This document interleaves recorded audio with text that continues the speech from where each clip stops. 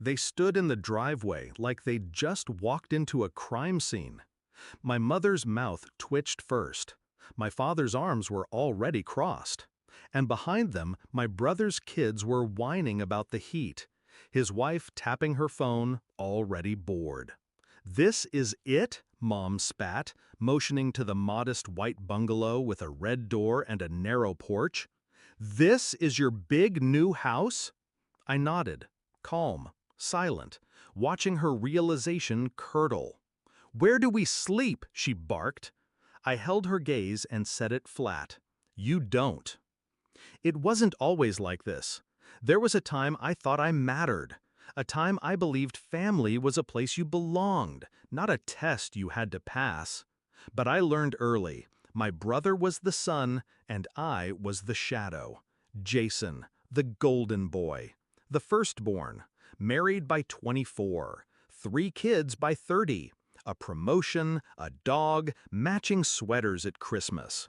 Me, I studied hard, stayed quiet, paid my own tuition, got a job, bought a car, alone. Every milestone was met with a shrug. But if Jason so much as sneezed, Mom was there with soup. The final break didn't happen in a blaze. It happened with a question. "I'm thinking of buying a house," I'd told them. Mom immediately cut in. "Oh, perfect! Make sure there are at least 5 bedrooms. Jason's family can't be cramped when they visit." I blinked. "I'm not buying a house for them." "You're being selfish," she said. "You don't have kids. What do you need space for?" I laughed. Small, tight. She wasn't joking. Dad joined in. "You have no one to come home to. It's only fair you make room for family. Only fair." That stuck in my throat like a nail. That night I couldn't sleep. I thought about all the birthdays they missed, the job offers I celebrated alone, the way they always asked about Jason first. I remembered sitting at Thanksgiving while they passed him the biggest piece of pie and told me I was so independent for not needing attention. I thought about the text Mom sent last year.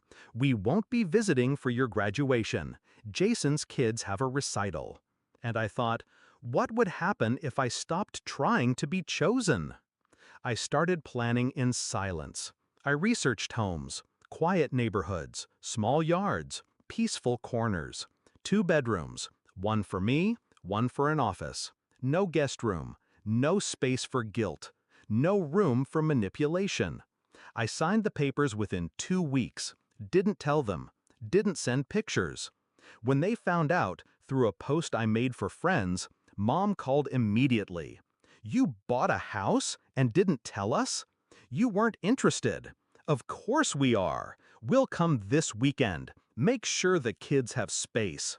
That was the moment, the one I'd been waiting for. I said, "There's no space for them." Silence. Then the shriek. They still came. They thought I was bluffing. They pulled up with luggage, car seats, expectations. I greeted them at the door, alone. No welcome mat, no smiles, just keys in my hand and steel in my spine. Mom peered past me. "Where are the other rooms?" "There aren't any." Jason stepped forward. "You knew we were coming." "I did." He frowned. "So where are we supposed to sleep?" I smiled. "You're not." They didn't understand. They still thought I could be guilted, reshaped, scolded into submission. Mom raised her voice, called me ungrateful, said family sacrifices. I nodded slowly. Exactly. I sacrificed enough. I gave years of trying, of shrinking myself to fit inside someone else's story. Jason scoffed. "You're being dramatic." "No," I said. "I'm being free." They didn't stay long. 15 minutes of stunned silence and sputtered insults. Then the slamming of car doors, the engine roaring down the street. And me? I stood alone on my porch, unbothered, unburdened. The house is quiet now, my kind of quiet. Mornings with coffee and sunlight, evenings with books and silence. No forced smiles, no adjusting to fit. Just me, breathing easy for the first time in years. They call sometimes. I don't always answer. And when I do, the tone is different now. Measured, hesitant. They ask about visiting. I say I'm busy. They ask if I'm angry. I say, not anymore. Because this isn't about rage. This is about reclaiming. People think revenge is loud, but the loudest revenge is peace. Mine is a 2-bedroom bungalow and a locked front door.